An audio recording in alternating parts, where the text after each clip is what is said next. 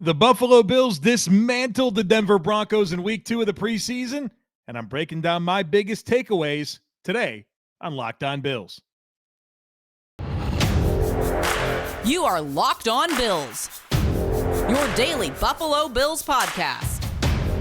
Part of the Locked On Podcast Network, your team every day.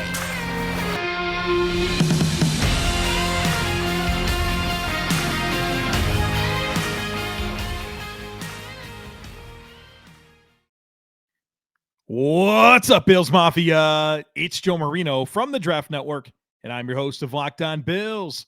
Thanks for joining me and making Locked On Bills your first listen every day. And as a reminder, we are free and available to you on all platforms, including YouTube. Today's episode is brought to you by BetOnline. BetOnline has you covered this season with more props, odds, and lines than ever before. It's BetOnline, and it's where the game starts. Well, folks, another fun preseason win for the Buffalo Bills. 10 in a row now for the Buffalo Bills in preseason, this time knocking off the Denver Broncos in week 2. Very convincing efforts. I know the Bills started the game with most of their starters playing against Denver's backups, but then even as the game elongated and it was backups against backups, the Buffalo Bills had their way with the Denver Broncos, a real testament to the roster that Brandon Beane has assembled. And, of course, the execution component of playing football. It was fully on display against Denver. And I'll tell you what, you're just watching this preseason game. It's the fourth quarter, and names like Tavon Austin, Duke Johnson, these guys are out there making plays. Bills roster's deep. Brandon Beane's got a tough job ahead of him to sort this out and find the right 53 to move forward with.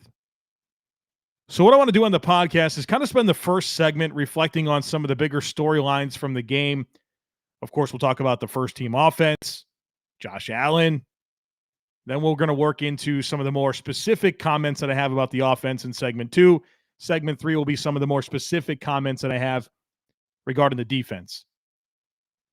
But 6 consecutive touchdown drives by the Buffalo Bills offense, one by Josh Allen, the rest by Case Keenum and Matt Barkley.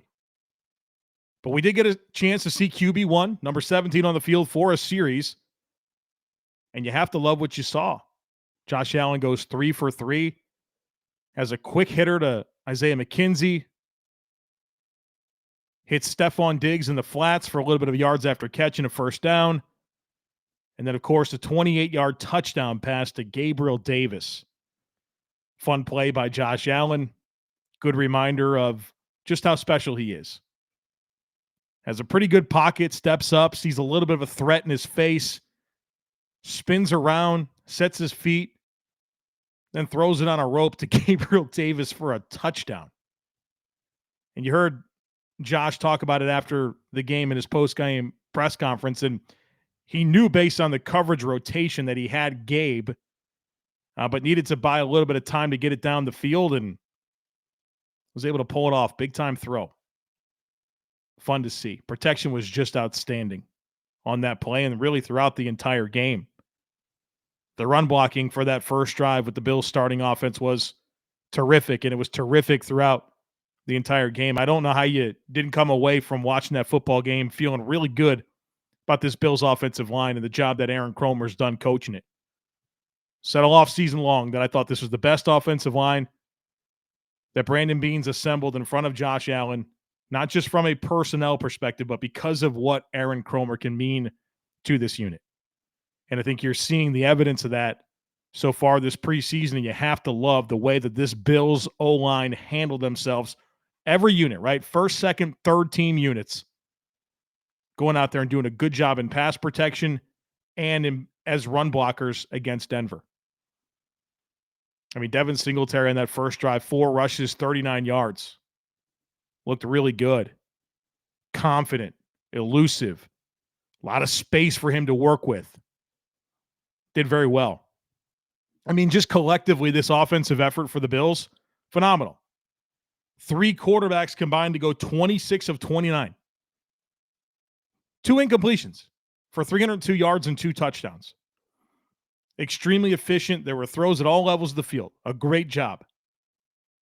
And then, of course, the Bills ran the ball extremely effectively, again, with multiple different offensive line groupings, multiple different running backs. 27 rushes, 208 yards. That's 7.7 yards per carry, 4 rushing touchdowns. You feel good about Ken Dorsey right about now. You saw the different variety of personnel groupings. You saw him attack all levels of the field. You saw variety in the run game. It's the type of pro offense you want to see. Felt like the play calling was really good. There was good rhythm. If you had any concerns about Ken Dorsey, you certainly came out of this game against Denver feeling a lot better. I, for one, didn't have any concerns about Ken Dorsey, but this is why they wanted to go out and do this, right? They wanted to play their starters. Sean McDermott called it a healthy amount. Healthy amount turns out to be 1 series for Josh Allen. I know that some of the starters got to play a little bit more with Case Keenum, and then defensively as well, they played a little bit longer. But the operation of game day, getting ready for a game, going out on the field, going through warm-ups, the mechanics of a play call in your ear, delivering it to the huddle, executing plays. You wanted to make sure you can do that, but how cool is it that you went out to go do this and you went out and executed at the level that you did? You'll love to see it. Defensively, I'll get into some more specific notes here in just a moment, but I wish the pass rush was a little bit better on that first drive. Felt like Josh Johnson had plenty of time, really throughout all the time that the Bills' starting defense was on the field. I thought the pass rush was a little bit lacking. You obviously saw some missed tackles. You saw some penalties, right? Christian Benford had one. Kyer Elam had one. Missed tackles, I know Tremaine had one. Jaquan Johnson had one. So you didn't love to see that, but overall, you have to love the way they competed and ultimately really limited the Denver offense. Want to get into a couple of lineup notes here that I thought were of note. The opening kickoff was handled by Isaiah McKenzie. Last week, that was James Cook. So I wonder if that's kind of the pecking order there. We did see some 3 linebacker sets on defense, which is something I talked a lot about this offseason. And, of course, I'm focused in on that first team, and it was Tremaine Edmonds, Matt Milano, and Tyrell Dodson. So some people, and I tweeted about this, and some people had followed up with me and said, hey, what do you make of that it wasn't Terrell Bernard? Well, I think the answer is pretty clear. Terrell Bernard's a 3rd-round rookie out of Baylor. Tyrell Dodson's entering his 4th season in the NFL. But so far, based on this exposure, it feels like Tyrell Dodson's that 3rd linebacker at this point in time. And, look, I know the Bills are still going to run a lot of nickel, right? Taron Johnson's going to be a big part of this defense, but just based on the way that teams are going to play Buffalo with multiple tight ends running the football, it's going to really kind of force you to want to put that extra linebacker on the field.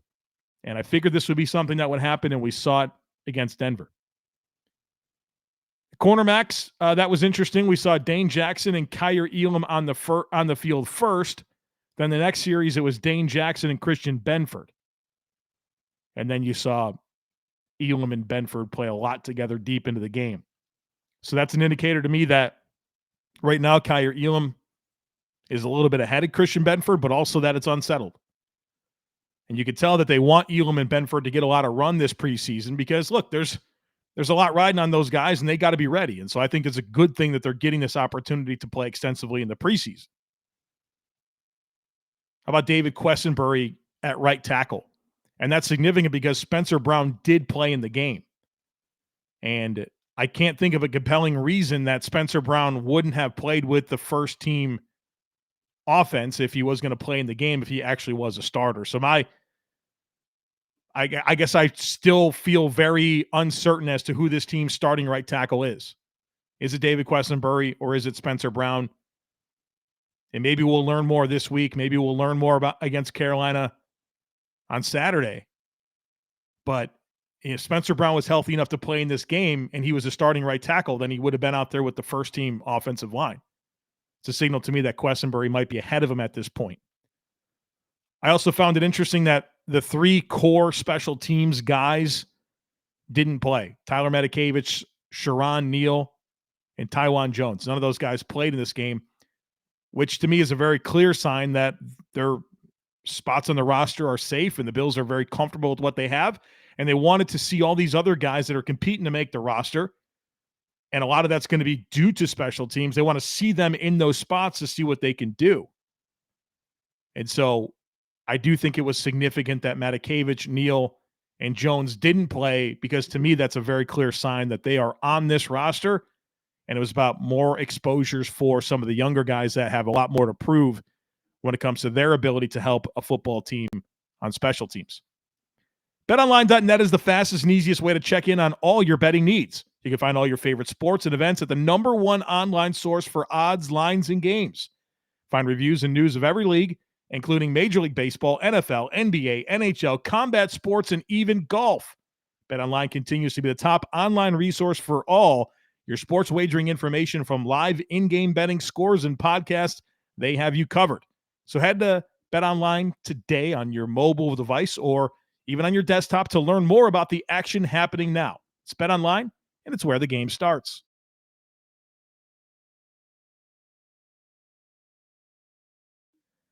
Let's talk a bit more specifically about the Bills' offense from this game against Denver. Let's start with Case Keenum. A lot of concern out there after a pretty sloppy performance by the Bills' offense collectively, with Case Keenum at quarterback last week with the Bills against the Colts starters. And all week long, I felt like I continued to say, we've seen Case Keenum play a lot of football in the NFL. Let's let this play out. There's context there that we needed to be mindful of. He's not as bad, or the Bills' offense won't be as bad as it was last week under more normal circumstances for Case Keenum. Well, he goes out 16 of 19, 192 yards in a touchdown. I mean, led a touchdown drive every single opportunity that he had to step on the field and run the offense. Case Keenum's a professional backup quarterback. So, look, hopefully this eased a lot of people's concerns about QB2. How about Quentin Morse? We talked about this a lot last week on the podcast, and that we need to be really, really mindful of his opportunity to make this roster. And lo and behold, he goes out there. He's started the game. He's on the field with Josh Allen. He winds up catching a couple of passes for 14 yards. Big-time catch last week against the Colts. He blocked well. I mean, there's a lot of good signs here about Quentin Morse and where he's at on this football team. Meanwhile, O.J. Howard's playing deep into the second half yet again. And so we got to be real serious about Quentin Morse making this team as the tight end 2, tight end 3 versatile guy. And so the Bills will figure it out with Tommy Sweeney and, of course, O.J. Howard. And, you know, it's hard to sort out, right? There's compelling reasons to keep any one of those 3 guys, but one of them's getting cut. The Bills, I don't think, are going to roster 4 tight ends. So Knox plus 2 of those 3 between Morris, Sweeney, and Howard. And Morris getting the opportunities that he did against Denver is a good sign about where he's at in this competition. How about O.J. Howard? I thought he played well in this game. First of all, he blocked well, and that's something we've talked a lot about, because the primary function of this tight end 2 or this tight end 3 is going to be to block. And we're talking about maybe 15, 20, 25 targets all year long. They're going to block hundreds of snaps. And so he blocked well, but he also was thrown the ball 3 times. He had 3 catches and, of course, the touchdown reception on the glance route. Did a good job of getting himself leveraged and winning that route and winning that rep at the catch point. It's a good job by your tight end, too. How about Khalil Shakir, man? Who doesn't love this guy? Rookie out of Boise State, goes out yet again, makes more plays. 3 catches, 59 yards on 3 targets. I mean, the guy just seems to get loose. He's a good route runner, has a good feel for space, has a good feeling for where coverage is soft, and knows how to get to spots and make himself available for the quarterback. We've seen great consistency at the catch point. We've seen him compete after the catch. I mean, this is good stuff for a rookie that you think is going to be your 4th receiver or 5th receiver. And he's doing a good job as the punt returner. I know that you're not going to look at his return numbers and get really, really excited. Well, to me, return numbers, that's a bonus. I need consistent catching of the football. I need consistent decision-making, and I need consistent ball handling. Then anything you give me after that as a punt returner is a bonus. And Khalil Shakir had 2 opportunities in this game to serve as a punt returner. And one, it was a very good, fair catch. And then the second one was a very good decision to let it go over his head and then hit the ground and roll into the end zone for a touchback. So I saw clean, confident ball handling, and I saw very good decision-making. And that first one, he kind of had to run up to the ball. You could see other punt returners may have let that hit the ground and they hoped that the ball would roll into the end zone. But that coverage unit was right there. They were probably going to down that punt. So I remain very satisfied with what I've seen from Khalil Shakir as a punt returner. And I think he's got the upper hand on that job. And that's something right after he got drafted, I said, hey, there's a good chance that this could be a big part of what he does as a rookie. And so far, he's on pace to do exactly that. Now, listen, I can sit here and talk about a lot of wide receivers playing well in this game. I mean, literally every single one of them delivered when they had the opportunity. 13 different players caught a pass in this game. 10 players with multiple catches. They only had 2 incomplete passes. I mean, who didn't play well? Was there a single mistake from this receiver core? I mean, maybe you had that slight miscommunication from Case Keenum to Gabriel Davis on one of the 2 incomplete passes, where I think it was on Case. I thought the leverage was very clear to the outside. Gabe probably had a choice route to break in or out based on the leverage of that corner. He was shading him inside. Gabe broke it outside. That's where the ball should have been. Case Keenum threw it inside, and it was incomplete pass. I mean, was that the only blemish? And I think that was more of a Case Keenum mistake than it was a receiver mistake. I mean, this passing game was crisp. Very crisp. So was the run game. I could sit here and go through all the Bills running backs. How about Raheem Blackshear once again showing up? 5 rushes, 58 yards, 2 catches, 21 yards. I mean, this guy is making the most of his opportunity. He really is. Feel really good about what he gives you as a depth running back, but also the special teams appeal there. Really hope he can get on the practice squad. I really hope he does. How about Zach Moss? 2 rushing touchdowns. Looked explosive once again, that 11-yard rush. One of the better runs I've seen from Zach in his career in terms of just being confident, hitting the hole. Showing like he's got some juice, looking like his feet aren't heavy, right? That's kind of been something you've associated with Zach Moss through his first 2 seasons. He's been mostly injured throughout them. You feel like you're seeing a healthy Zach Moss that's playing with confidence behind a good offensive line. James Cook looked smooth, looked explosive. 4 rushes, 38 yards. He had the 12-yard catch. I love the one run outside to the left. It was outside zone. And there was a defender there. I think it was a corner that had a good angle, was in good position to make the tackle. And James just kind of shimmied inside and very smoothly lateral jump cut to his left and turned a 3-yard gain into like a 6-yard gain and got a first down. I mean, that's what you're excited to see out of James Cook. You saw him catch a pass and do a little bit with the ball in his hands post-catch. I thought he was exactly what you would hope he would be in a game like this.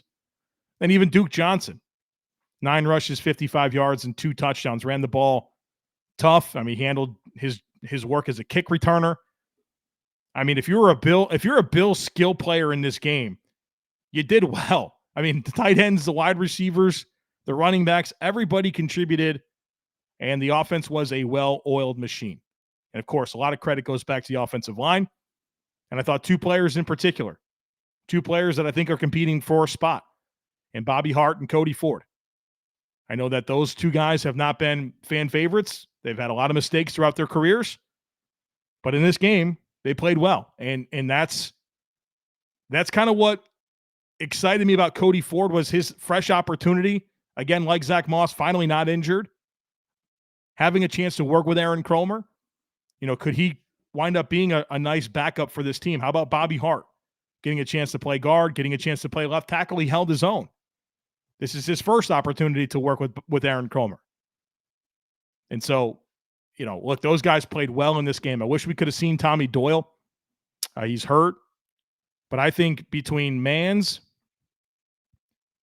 Doyle, and Questinbury / Brown, you only got a spot for one more player, and that could be Bobby Hart, that could be Cody Ford, that could be Greg Van Roten. But I feel like Bobby Hart and Cody Ford are kind of emerging from the depth as the guys that I think are in contention to be offensive lineman number 9 for this team. Again, if you assume the 5 starters, and then we'll put a 6th one up there to account for Spencer Brown / Questinbury, Greg Manns, Tommy Doyle, that's 8. You got one more spot, and I think that it's between Bobby Hart and Cody Ford. You're hanging out with some friends and putting back a few drinks. A few becomes too many, and as the evening comes to an end and people start to head out, you think of calling for a ride. Nah, you live nearby. You can make it home okay. It's no big deal. What are the odds you'll get pulled over anyway? And even so, what's the worst that could happen? Your insurance goes up. You lose your license. You lose your job. You total your car. You kill someone. Everyone knows about the risks of driving drunk. The results are tragic and often deadly. However, that still doesn't stop everyone from getting behind the wheel while under the influence. That's why police officers are out there right now looking for impaired drivers on our roads to save lives. So if you think you're okay to drive after a few drinks, think again. Play it safe and plan ahead to get a ride. It only takes one mistake to change your life or someone else's forever. Drive sober or get pulled over.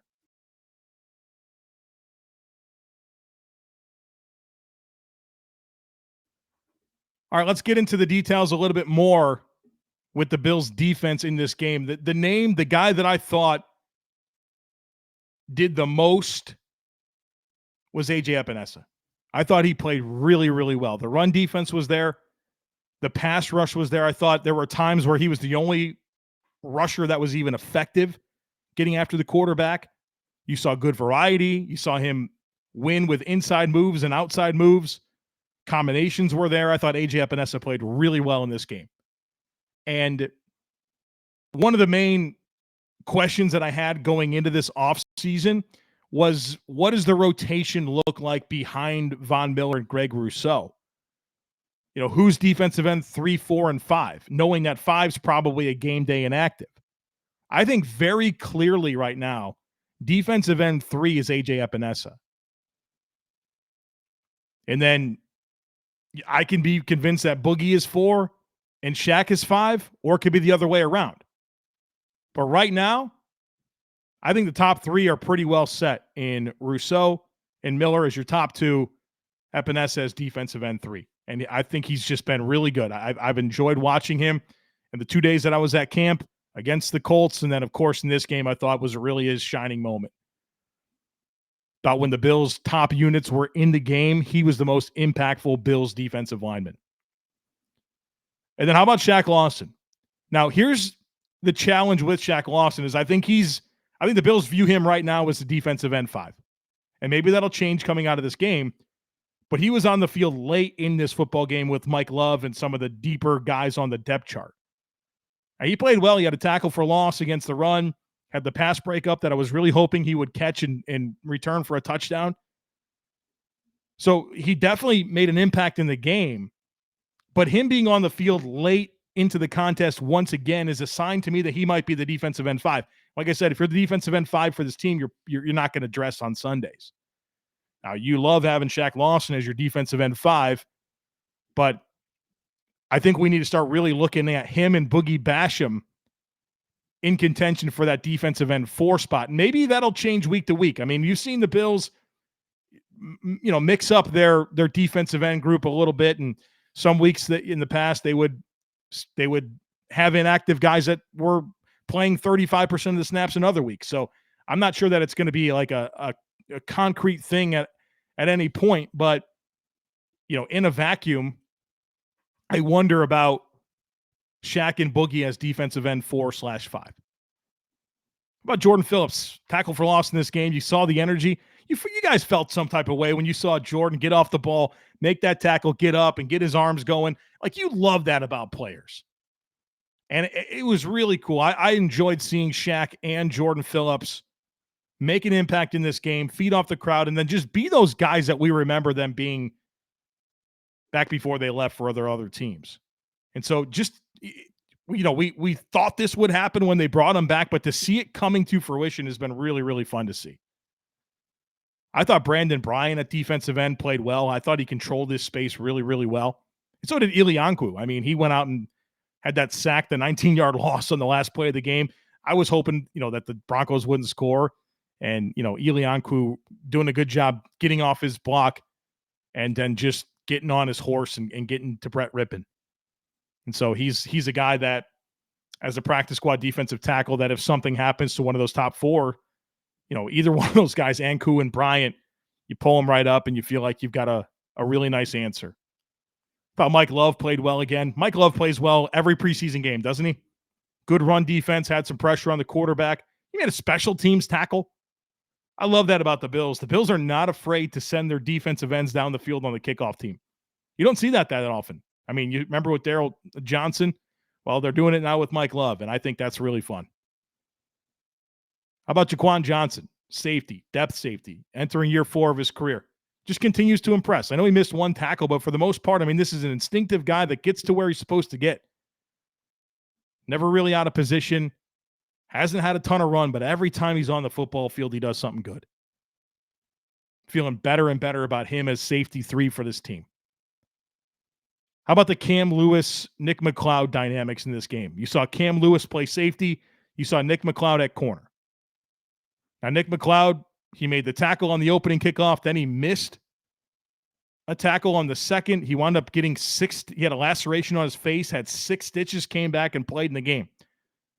You love the toughness, and you love that both of these guys are getting opportunities to showcase themselves in different ways to make the roster, because I think both of them at this point are going to need some help to make the 53. Now, I think the Bills would love to have both back on the practice squad, but I've heard coaches say the fastest way to get cut in the NFL is to only play one spot.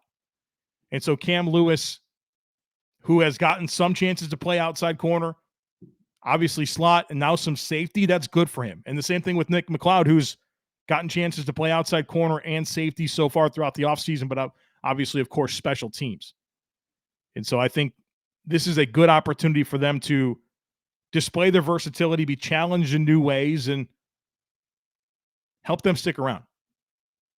I wish I had more to say about Kyer Elam and Christian Benford. I'm not going to lie. It's tough to really evaluate corners based on broadcast views. Last week, I was at the game in the stadium, and it was easy to watch them throughout every rep. That's where my eyes were fixated. So I don't have as much to say about those guys other than, they both had a penalty, but I don't think either really gave up anything. Now, the penalty sucked because they extended drives. I think they were both on third downs. But I don't really remember them giving up anything of note.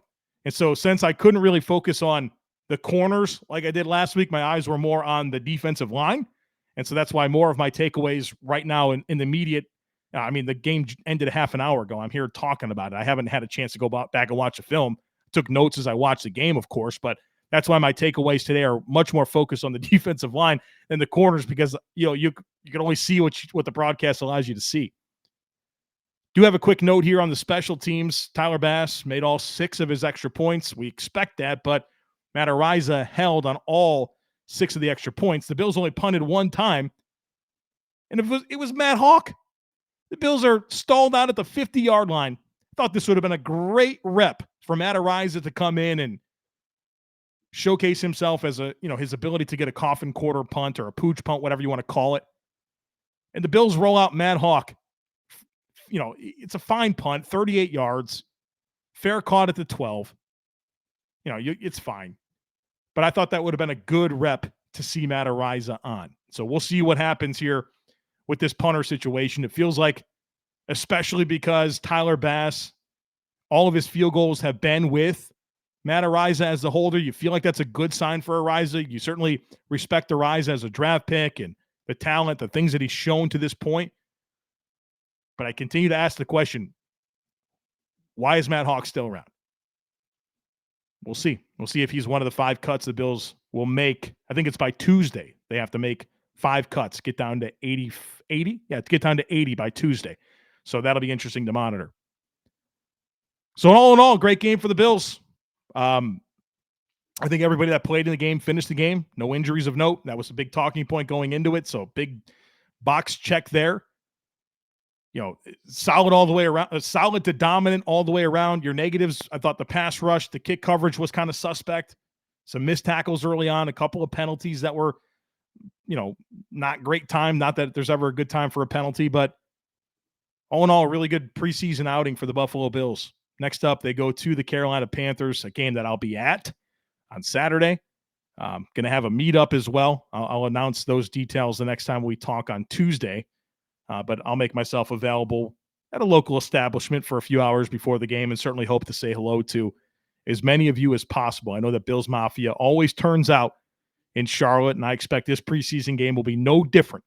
So I'm anxious to say hello to as many people as possible here in Charlotte, North Carolina. Next time that I'm going to speak to you is going to be the Tuesday podcast. This is your technically your Monday podcast. Tuesday, we'll reflect on any news and things that we learned between now and then, and of course, herd mentality. I'm looking forward to getting into your questions. You guys always ask great questions that challenge my thinking, and so I love reading through them and talking through them on the podcast because it does. I'm only one person. I only have one brain, and when I get these questions, it takes me in different directions, and so I love that so much. I love the participation. So if you have something for Tuesday, get it in. I'll probably record the podcast Monday afternoon. So between now and Monday at about 12 p.m. Eastern time, get your questions in. joe@thedraftnetwork.com is the email. You can also send me a direct message on Twitter at the Joe Marino. My DMs are open. I do kindly ask that you keep them relatively brief. I want to try to get through as many questions as possible. And, if you can get that down to as succinct as possible, it's greatly appreciated for herd mentality. And looking forward to that coming your way on Tuesday. So don't miss anything. Make sure that you're subscribed. We'd love it if you took a second to rate, review, and share the podcast. Have a great rest of your day, and I look forward to catching up with you again on Tuesday.